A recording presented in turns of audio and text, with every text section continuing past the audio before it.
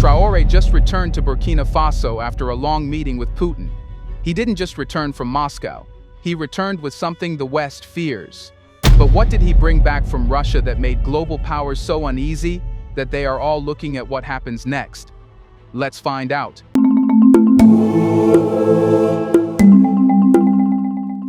Captain Ibrahim Traoré stepped off the aircraft, and time in Burkina Faso held its breath.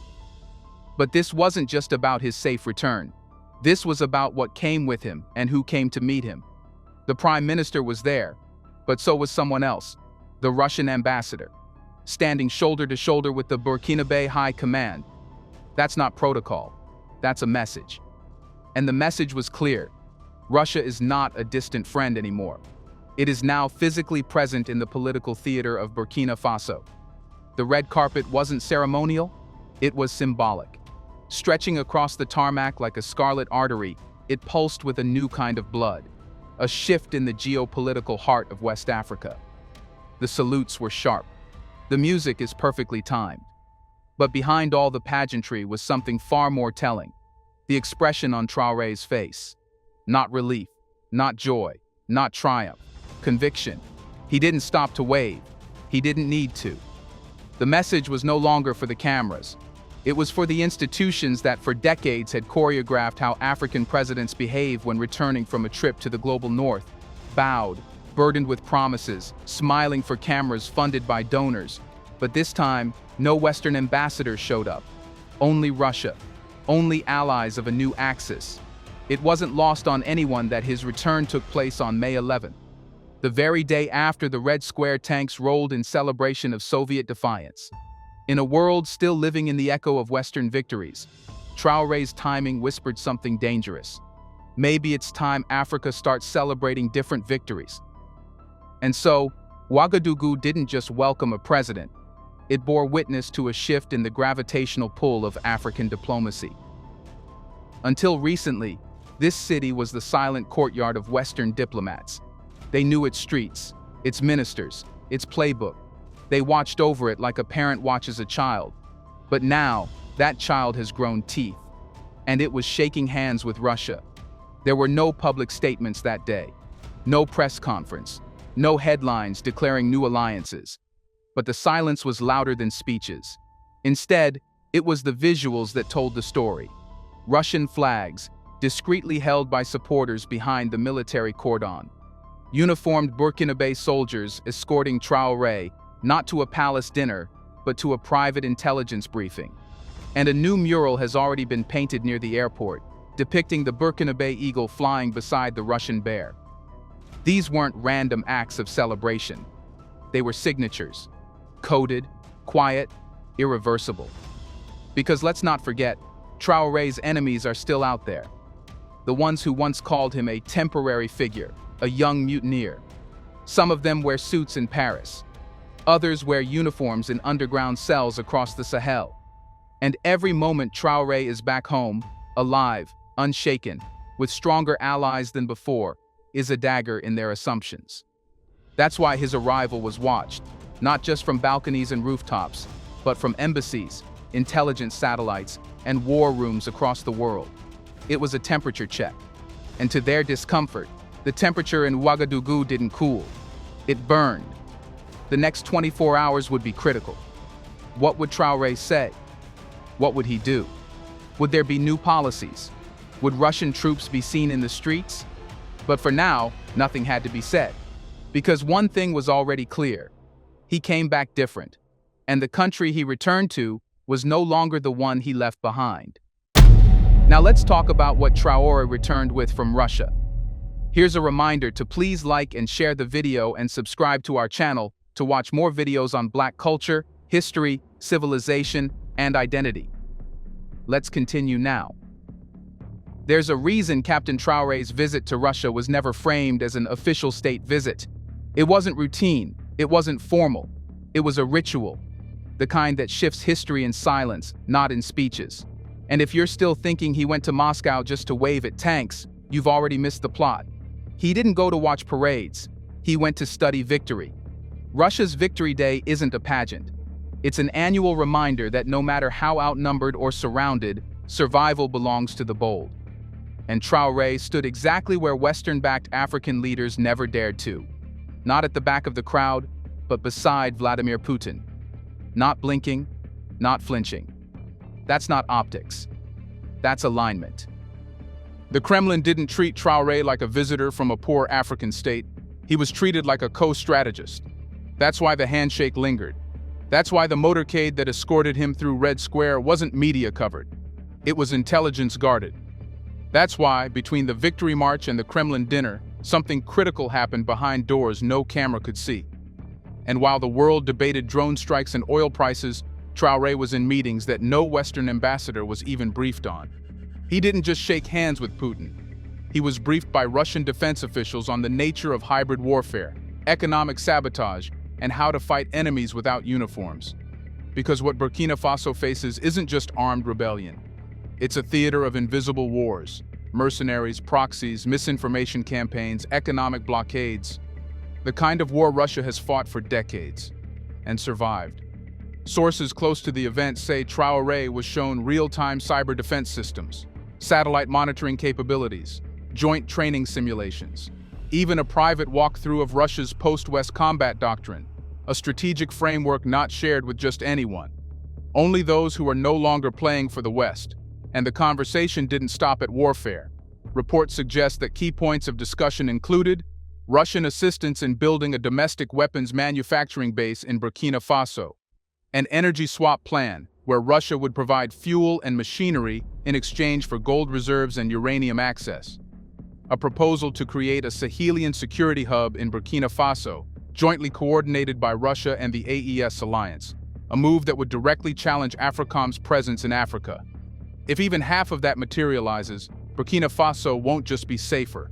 It will become the nerve center of a new military and political bloc stretching from the Atlantic to the Sahara. But this wasn't just about defense. Cultural and media cooperation was also high on the list. A Russian-funded university satellite campus is reportedly being discussed, focusing on history, technology, and counter-Western narratives. There's even talk of launching a Burkina Faso-Russia international broadcaster, something to rival France 24 and BBC Africa. Only this time, with an unapologetically pan-African voice. Traoré didn't beg for aid. He negotiated terms. And if you think this sounds like cold diplomacy, think again. One Russian official reportedly described Traoré as a leader who sees Africa not as a victim of history, but as a future architect of power. That's not flattery. That's recognition.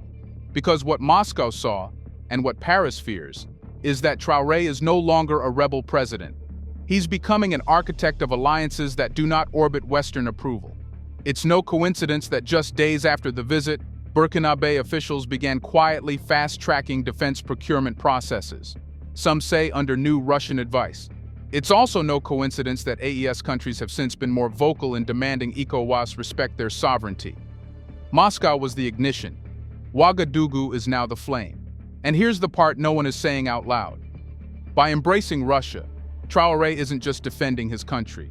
He's inviting others to abandon the old playbook, the one that says you need French bases to survive, IMF loans to grow, and Western recognition to matter. In 3 days, Moscow taught Traoré what many African leaders failed to learn in 30 years. True independence begins when you stop asking for permission. And so, when he boarded his return flight, it wasn't just his luggage that was heavier. It was his vision. You can negotiate defense deals. You can shake hands with foreign leaders. But you can't manufacture love. Not the kind that Ibrahim Traoré commands across the dusty streets of Ouagadougou or the buzzing phone screens of Dakar, Bamako, and Accra. That isn't diplomacy. That's myth-building. And right now, Traoré is no longer just a president. He's becoming a story. Not because of PR campaigns, not because of think tank endorsements or Western media profiles. In fact, quite the opposite. His popularity has exploded in defiance of global narratives. The very criticisms thrown at him, young, inexperienced, militaristic, anti-democratic, have become badges of honor for millions who've grown tired of leaders who are polished but powerless. Traoré isn't seen as someone who took power. He's seen as someone who seized back what was stolen. What made his legend start growing wasn't just the coup in 2022. It was what followed. While other leaders arrived at summits in black SUVs to take photos with European ministers, Traoré rolled up his sleeves and walked into gold mines. Literally. He stood beside barefoot workers, looked into the cameras and declared, "This gold will no longer enrich foreigners while our people go hungry." That moment was clipped, shared, and looped millions of times. But something deeper was happening. A psychological shift. For the first time in decades, Burkina Faso's youth didn't see politics as distant, corrupt, or hopeless. They saw someone who spoke like them, dressed like them, fought like them. But what has elevated him from admired leader to rising symbol is how consistently he has rejected dependence. No IMF bailouts, no French military bases, no sweet-talking international donors. And now, after his Moscow visit, no hesitation in telling the world exactly which axis Burkina Faso will belong to. Its own. And that scares people. Not his people. Their people. The ones in Brussels, Paris, Washington. Because power built on elections can be undone by elections. But power built on belief, that can only be undone by history. What you're seeing with Traoré is not a regional strongman. He's becoming the center of a movement, an unwritten manifesto shared by millions across Africa that says, "We are not poor, we are robbed. We are not weak, we are sabotaged. We do not lack ideas. We lack leaders bold enough to act on them." And Traoré, with his calloused rhetoric and unapologetic policies, is filling that vacuum. He's not saying what sounds good on TV. He's doing what looks real on the ground. In just 2 years, his face has gone from a military ID photo to a mural, from graffiti slogans to TikTok mashups, from university debates to rap lyrics. In Mali, students chant his name before exams. In Niger, protesters raise his portrait during anti-French demonstrations. And in Ghana, even opposition youth groups, who have nothing to do with his party or ideology, quote his speeches. That's not political, that's generational. And the West? It still doesn't know what to do with him, because he doesn't fit the mold. He's not a dictator. There are no lavish mansions, no suppression of opposition newspapers, no censorship of dissenting voices online. He's not a Democrat either. There were no ballot boxes or party campaigns when he rose. He's something in between, something newer, something terrifyingly organic, a sovereignist revolutionary built for the 21st century. He might be the first African leader of this century to gain continental admiration not because he studied abroad or speaks flawless English, but because he stayed home and spoke the truth, even when it was messy. The truth is, the African youth aren't looking for perfect men anymore. They're looking for flawed men who refuse to bow. And that's exactly what Traoré is. He's imperfect, aggressive, young, and unbending. So when he returned from Moscow, the celebration wasn't choreographed. It was cellular. It happened in people's bones, because it confirmed what they already suspected. He's not compromising. He's accelerating. And every step he takes, every plane he boards, every stage he walks across, it feels like they're walking with him. This is why his portrait now hangs not just in government buildings, but in roadside cafes, classrooms, and even churches. He's no longer just the president. He's proof that you don't have to wait for permission to change your country. And this myth, if it continues, will spread like fire across borders, erasing flags and ideologies. It will ask a haunting question in every African capital. If Burkina Faso can stand up, why are we still on our knees? If history teaches us anything, it's this. When a leader starts shifting minds, not just policies, that's when empires begin to panic. And right now, in the marbled halls of Western embassies, in the strategy rooms of military commands, in the spreadsheets of global lenders, there's only one African name that keeps appearing in red bold text: Ibrahim Traoré. Because the West doesn't fear gold mines being nationalized or diplomats being replaced. It fears something far more dangerous, a successful African doctrine without Western fingerprints on it. Traoré has just returned from Moscow, not with tanks or missiles, but with ideas, alternatives, and alliances. And that is the true threat. He's proven that there is life outside the Western system. He's shown that a nation can reject French bases, IMF loans, USAID consultants, and still rise, still build, still organize, still inspire. And now the real battle begins, because the West has seen this movie before.